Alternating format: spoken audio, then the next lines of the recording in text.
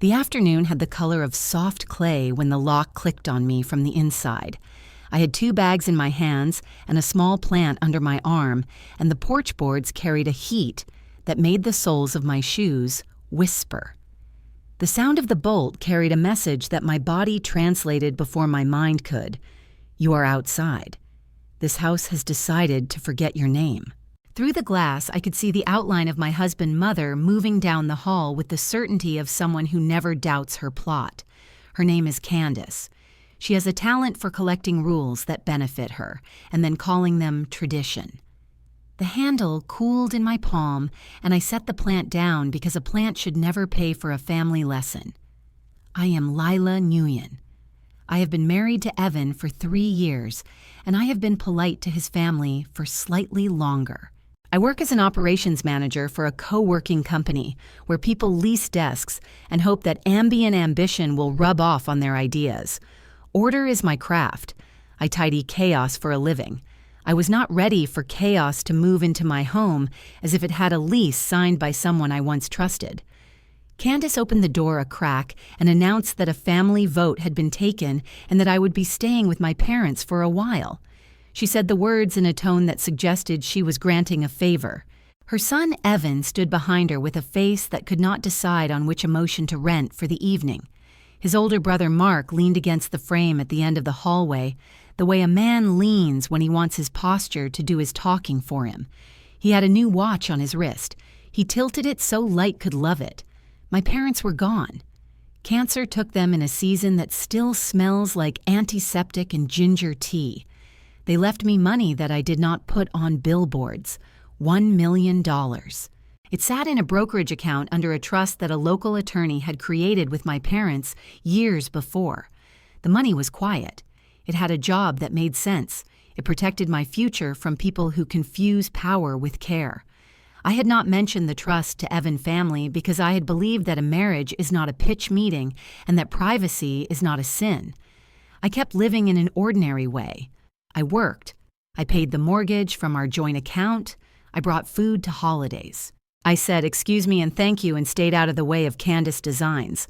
I did not argue on the porch. I asked Candace to repeat herself, and she did with an extra coat of varnish. I asked Evan if he was sure this was the action he wanted to take. He said it was temporary and that everyone needed space. He used the word everyone like a tarp that could cover the sharp corners of what had been done to me. I set the bags down and took out my phone and recorded a note that included the time and the fact that I had been denied entry to my residence. I took a photo of the new lock. I did not capture Candace's face because I did not need to. In a court, a lock can speak just fine. I left. I did not cry in the car. I drove to a motel near the interstate where no one tries to make you feel like a subplot. I carried the plant inside and set it by the window. The air conditioner had a single job, and it did it without taking things personally. I called a locksmith who reminded me that the house was in both of our names and that I had a right to entry, unless a court said otherwise. I thanked him and called a lawyer. Her name is Kendra. She orders words the way I order stockrooms. She asked me to write everything down before the night made me want to edit for drama. She told me to gather my documents. She told me to sleep if I could. She told me that tomorrow we would begin. Sleep arrived like a cat that tests a couch before accepting it. Morning came anyway, and with it the discipline that has carried me through long projects. I made a list. It was not a list for the story. It was for my hands. Call the bank. Freeze the card that Evan mother uses for groceries until we sorted access. Photograph my closet the next time I gained entry. Send Kendra the title documents. Pull the camera footage from the doorbell that catches the front steps. I called the electric company and asked them to add my cell number as a notification contact because I did not trust anyone to remember to pay bills on time if those bills did not flatter them. Kendra met me in her office where the light falls in the way that helps people tell the truth. She explained my rights in Texas in a way that did not animate the law with false hope. She said some judges love the idea of a woman going back to her parents during a cooling period. She asked where my parents live. I told her they were dead. She closed her eyes once the way a person blesses a room and then opened them and continued. She said we would request a temporary order against interference with my access to the house. She said we would not accuse anyone of crimes today because accusations can make people act like fireworks. She said we would center the facts and we would carry our record like a lantern through a dark hallway. I told Kendra about the trust. She smiled in a way I have learned to recognize as professional relief. A revocable trust with clear documentation and good accounting meant that the inheritance would be treated as separate property as long as I had not commingled it. I had not. She suggested we create an LLC owned by the trust so that I could act in the world without waving a banner that said woman with resources. The LLC could take positions that a person with my last name might not want to take directly. The LLC could buy a note. The word note floated between us like a small bridge. Candace and Mark had always loved real estate like some people love religion. They collected strip malls and small apartment buildings and called themselves developers at dinners where people respect verbs more than nouns. Kendra had a friend who knew a lender who was not being paid on time by a company that happened to share a registered agent with an entity that happened to share an address with a holding company that Mark uses like a stage name. The loan was not in default, but it was approaching a covenant breach of the kind that makes dry mouths in conference rooms. The lender wanted out. Selling the note at a discount would solve his problem. Buying the note would give me leverage that lives in the first position in line when checks clear or when they do not. I took a breath that tasted like metal and said yes. We would form the LLC. The trust would hold it. I would buy the note. We would not grandstand. We would arrive with quiet paperwork and let the arithmetic do the work that yelling never does. Kendra guided me through documents that I signed with a pen that felt heavier than it looked. She made copies. She gave me a folder that contained a life I had not expected to need. Then she told me to go home, not to beg, to use my key, to record what happened if the door refused me again. The house accepted my key with a click that sounded like recognition. Candace was in the kitchen arranging flowers that did not belong to any season. She said I should have called. I said I was coming home. I walked to the bedroom and photographed the closet, the dresser, the vanity where my grandmother brush and a jar of face cream had lived since the week we moved in. Half my shoes were gone. I took a breath and made a note. Evan arrived an hour later with a face that had been in a meeting about optics. He asked for patience. I told him I had patience and a lawyer. He said that was not necessary. I said the lock had taught me otherwise. In the evening, I watered the plant and reminded myself that routine can be a vessel when the sea decides it wants to remind you who is captain. I slept in the guest room because my body needed a border, while my mind sorted. In the morning, I made coffee and set boundaries the way a person sets placemats. Candace asked when I would be leaving again, and I said I was not. She told me the family had expectations. I told her the local court had expectations too, and that one set of expectations carried more weight with people who wear robes for work. She did not laugh. She does not enjoy jokes where she is not the subject of admiration. The note purchase closed in 10 days because urgency has a way of greasing signatures.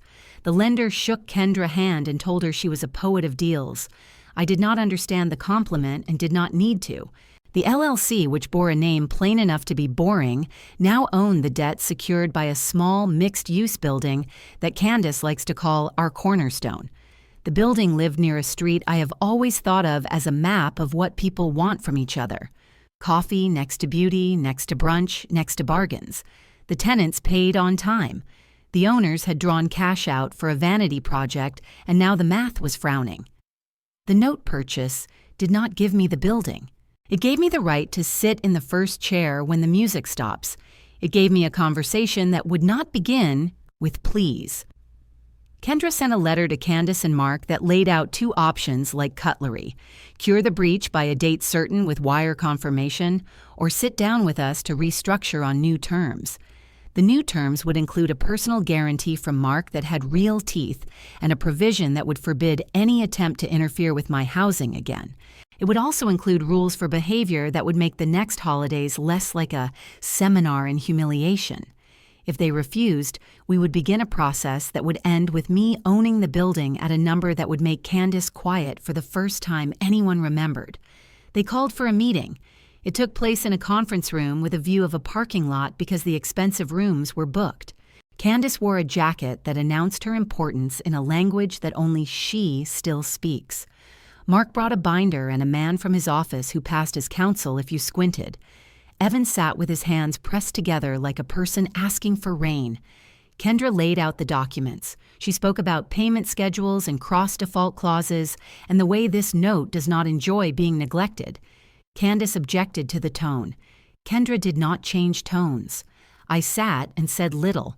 Sometimes the most powerful chair at a table is the one that does not fidget. When the meeting ended, we had a framework. They would wire funds to cure the breach, and then we would sign a forbearance agreement that gave them time in exchange for rules. The rules included a paragraph that made me want to stand up and applaud, but I did not because I prefer to keep my celebrations quiet where they can grow roots. The paragraph said that any interference with my access to my residence would trigger an immediate default across all related entities. The paragraph was a small box with a big lock, and it now lived around the impulse that had led Candace to turn a deadbolt on me. That night, I cooked a simple dinner and ate it at the table while the house practiced behaving like a home again. Evan sat across from me and tried to find a bridge. He said he had been overwhelmed. He said his mother had been under pressure. He said his brother had meant well. I told him that meaning well is the most dangerous hobby of some people. I told him that a person who means well must still be held accountable for what they do when they believe their meaning gives them a discount on harm. He looked at his plate and then looked at me, and I could see a map open and close in his eyes. He asked whether there was a path for us. I said there might be, but that it did not run through his family living room anymore.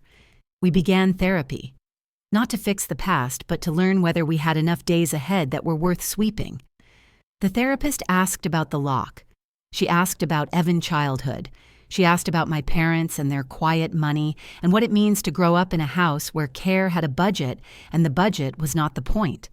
We learned some words for what had happened: power, boundary, collusion, rescue fantasies. We learned habits that might keep us from bleeding on each other when the world tries to cut us with its usual small knives. Meanwhile, the forbearance agreement behaved. Candace wired funds and glared less. Mark tried to charm Kendra and failed.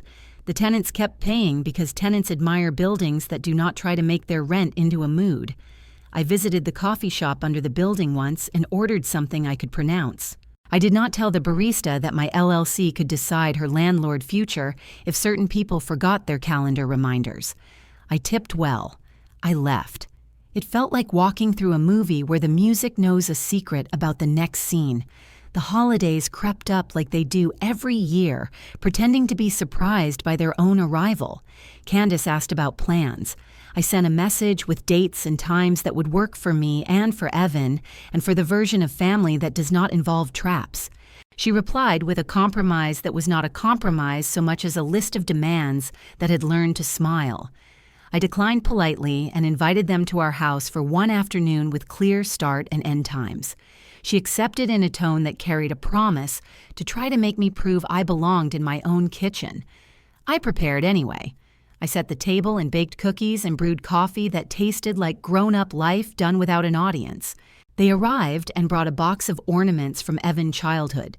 Candace wanted to direct where each one would hang. I let Evan choose because his hands remember those small stars better than mine.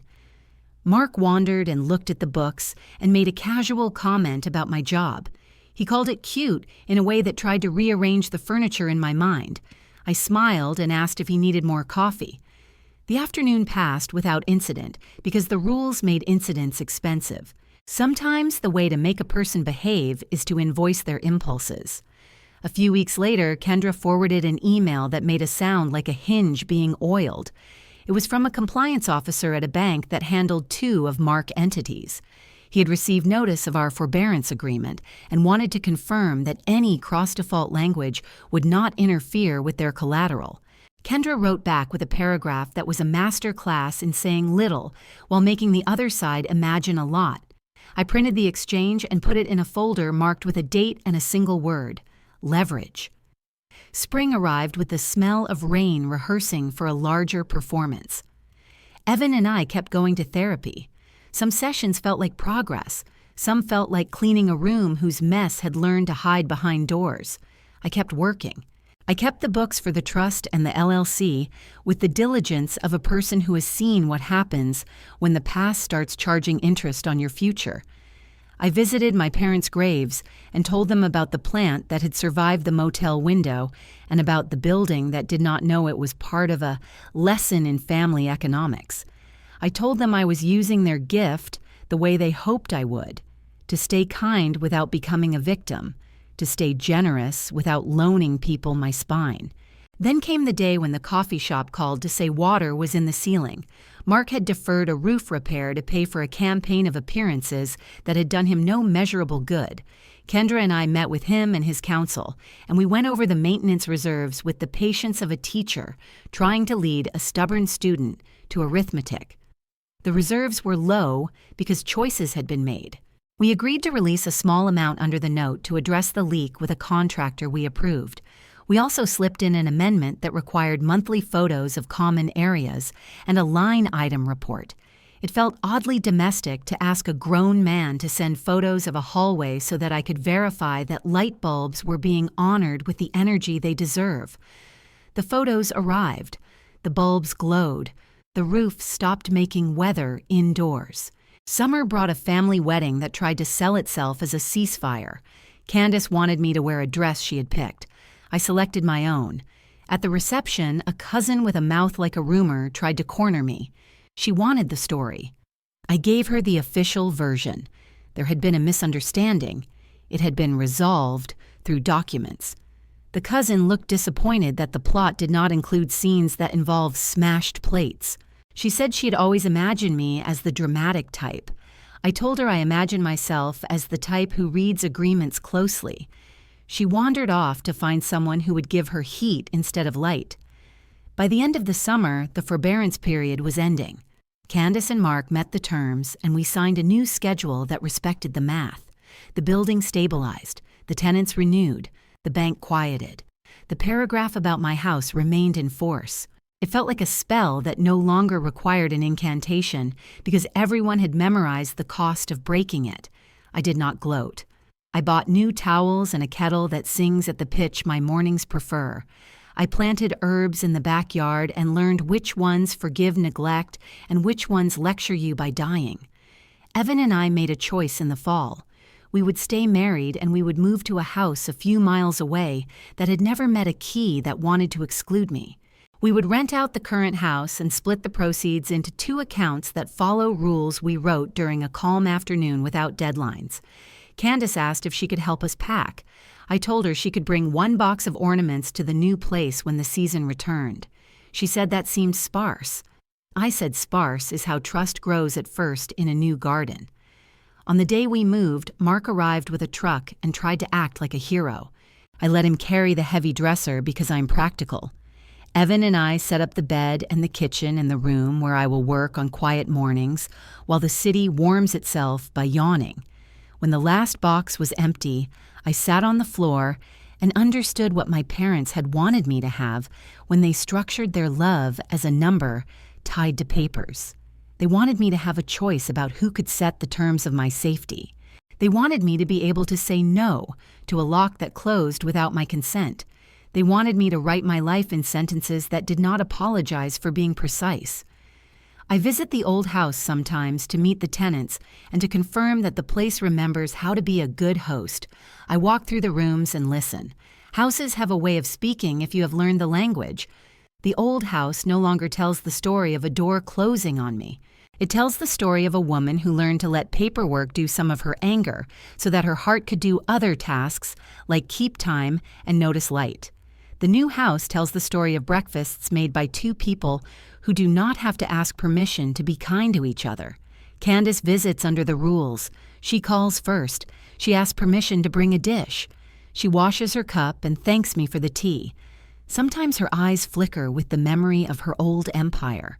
Then she remembers the paragraph and the wire and the building that behaved and the bank that once wrote and the photo of the hallway bulbs. She breathes and she smiles and she asks about my plant. It is still alive. It has forgiven us for the motel window and for the porch and for the day when a lock thought it had the right to write our script. If you ask me what I learned, I will not give you a speech. I will tell you that quiet revenge is not revenge at all. It is administration. It is the work of setting systems that prefer fairness and then letting them turn as they were designed. It is knowing where to place a paragraph so that a door cannot hurt you again. It is accepting a gift from your parents and honoring it by becoming the kind of person who never needs to raise her voice to be heard. On some mornings, I pass the mixed-use building on my way to work and watch the barista open the shop. She flips on lights that promise warmth, and she wipes a counter like a sailor cares for a deck. People line up with their phones and their hopes. Above them, the apartments glow with the shape of lives beginning a day. My LLC owns a note that is now a healthy line in a ledger. It is not a threat. It is a structure that will keep lights on for everyone who pays attention to the calendar. I like structures. They keep the wind from running the whole show. My parents taught me that love is a budget and a poem at the same time. The budget makes the poem possible. The poem gives the budget a reason to exist. On the day the lock turned on me, I thought the poem had ended. I was wrong. The poem had changed meter. It had asked me to learn a new rhythm that included brokers and signatures and wires, and the smell of coffee in a conference room where a man named Mark finally learned that a paragraph can carry more power than a speech. I keep the folder with the forbearance agreement and the note purchase in a drawer that no one else opens. Sometimes I take it out and run my fingers over the paper, the way some people run fingers over piano keys before they play. It reminds me that restraint is not weakness. It is a tool and a skill and a way to stay inside your own life, even when other people try to narrate it for you. I put the folder back. I water the plant. I go outside and check the mail. I draw air into my chest and let it go again. The afternoon light finds the kitchen tile and lingers there as if it has found a friend.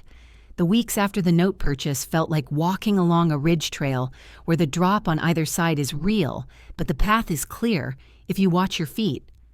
Kendra taught me to watch. She asked for updates on payments and for scans of correspondence and for patience when my body wanted to sprint. She reminded me that leverage is a season, not a moment.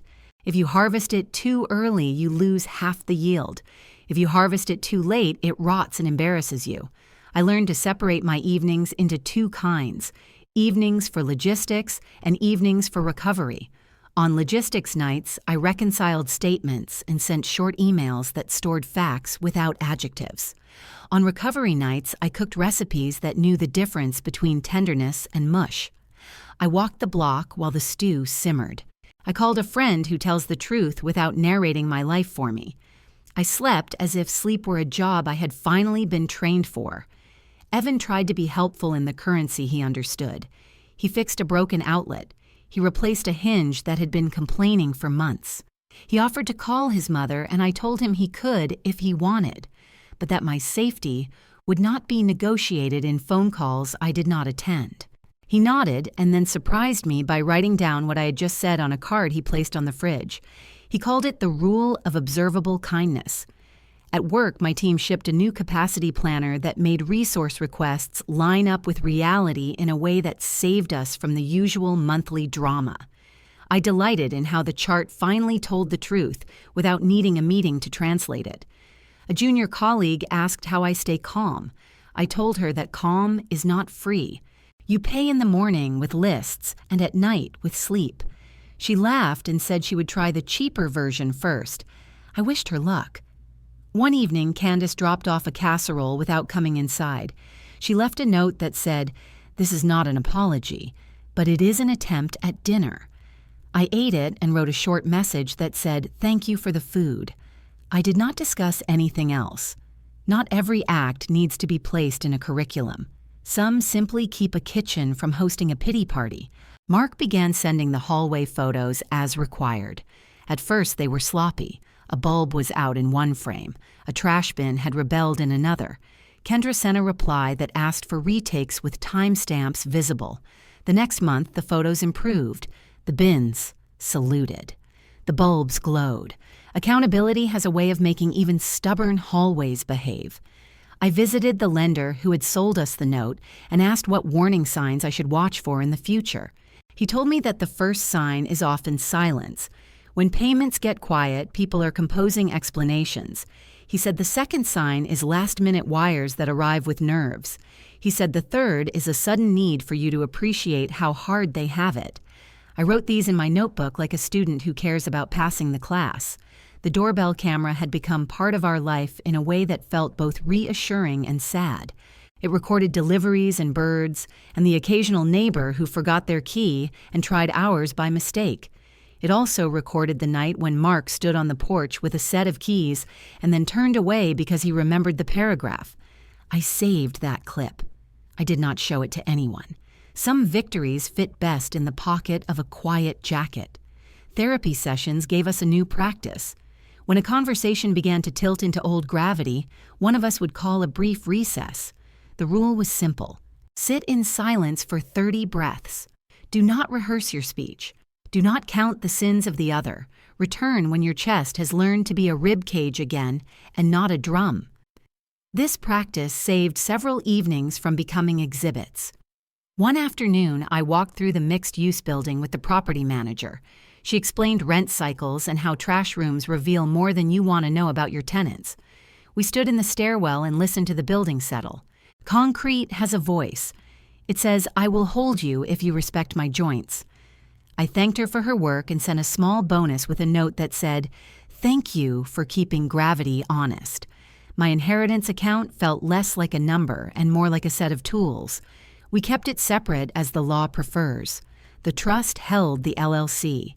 The LLC held the note. The note held the building to a schedule that taught all of us to breathe in time with the payments. People imagine money as a flood. I see it as irrigation. You direct it to the rows you care about, and you watch as small green things push through the surface. Evan Father rarely entered these scenes.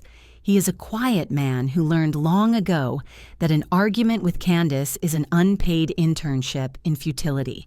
He came by one weekend with a box of old magazines and asked if I could use them for crafting projects with the children from my sister daycare when they visited. We cut pictures of trains and birds and made a banner for the back porch. He smiled a tired smile and said the house looked like it had decided to be kind again. A distant cousin posted a spicy take online about modern marriages and inheritance and the decline of respect for elders. I did not engage. Kendra reminds me often that outrage gives free marketing to people who cannot afford to buy attention any other way. I watered the basil and took a photo of Evan replacing the porch light with a new fixture that did not pretend to be an art piece. Progress sometimes looks like a bulb that works when asked. At the office, a vendor tried to upsell us on a tool we did not need. I practiced saying no without narration. No can be a full sentence when you respect your own budget. It felt good. Later that day, I realized that much of my life now runs on this discipline. No to chaos. No to demands dressed up as traditions. No to locks that click from the wrong side of a door. Mark asked for a small concession on late fees after a minor hiccup. Kendra advised a measured yes for this one time with a letter that read like a ruler. I approved it and then walked the neighborhood to remind my nervous system that flexibility is not surrender. It is a skill. The next month, the payment arrived exactly on time to the minute. Perhaps calendars feel respected when you prove that you carry one of your own. I began to learn the names of the trees on our new street. Live oaks that throw generous shade, crepe myrtles that gossip pink for weeks, a sycamore that peels and shows you that even bark sometimes needs change. I think of trees when I need to remember that growth happens in rings you do not see until you cut something down. So better to keep it alive and trust the rings to keep adding themselves in secret. Candace surprised me at the new house by asking for instructions. She wanted to know how to be helpful when she visited. I told her to ask before moving anything on the counter and to text if she was going to be late or early. She followed the instructions. The absence of friction felt like a promotion for both of us. She later sent a recipe for a simple soup and asked if she could make it for us one Sunday.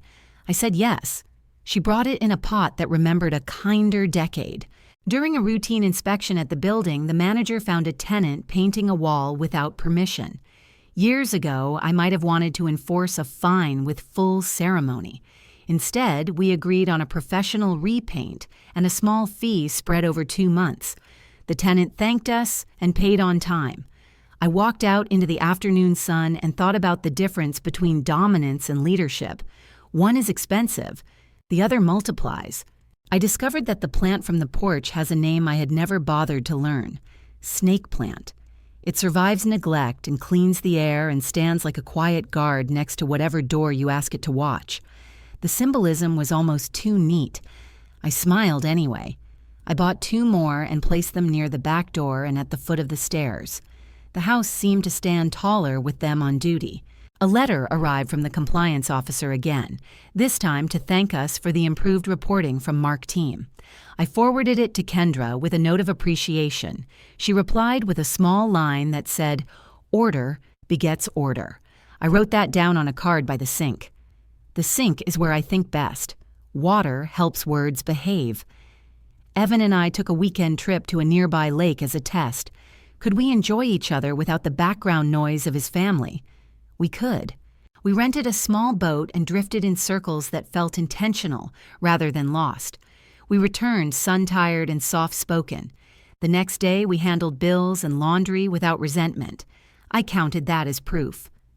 On the anniversary of the lock, I walked to the old house alone and stood on the porch at the same hour. The boards were cooler. The street was quieter. I placed my hand on the door and thanked it for teaching me that a closed door can become a contract if you write the right paragraph. A neighbor waved and asked if I needed anything. I said I was fine. The sentence felt true from heel to crown.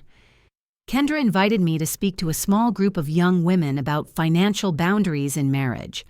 I told them that love thrives inside clear agreements and that money is not a measure of affection, but a tool for building weatherproof rooms.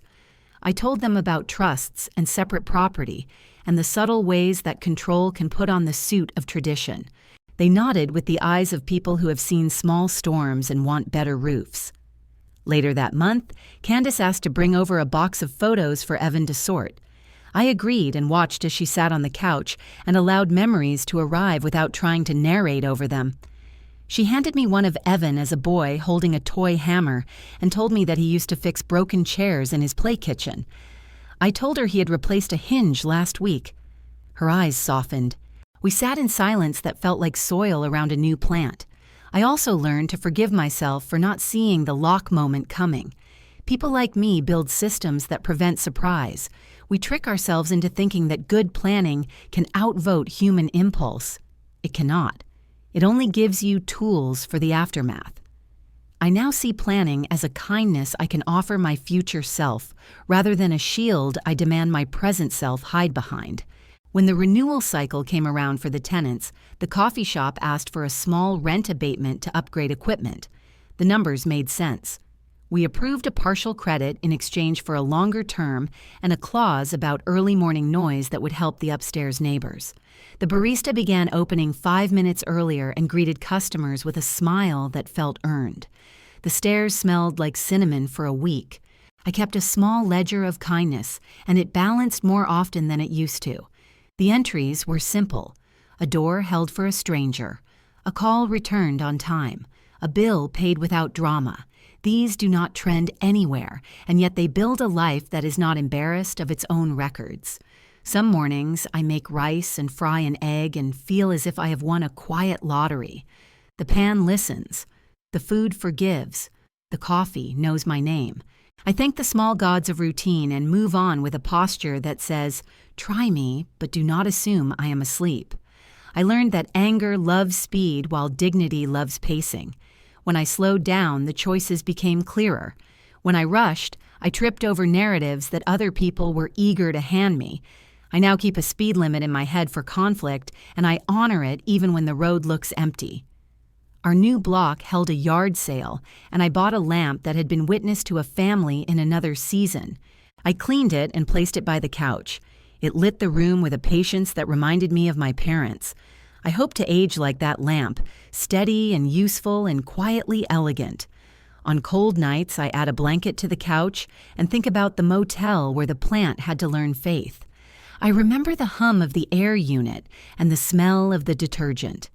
I do not feel sorrow anymore. I feel gratitude that I did not turn that night into a monument. I let it be a mile marker instead. Work has its own dramas, and I let them remain at work. I have stopped importing arguments into my kitchen. The kitchen has rules now.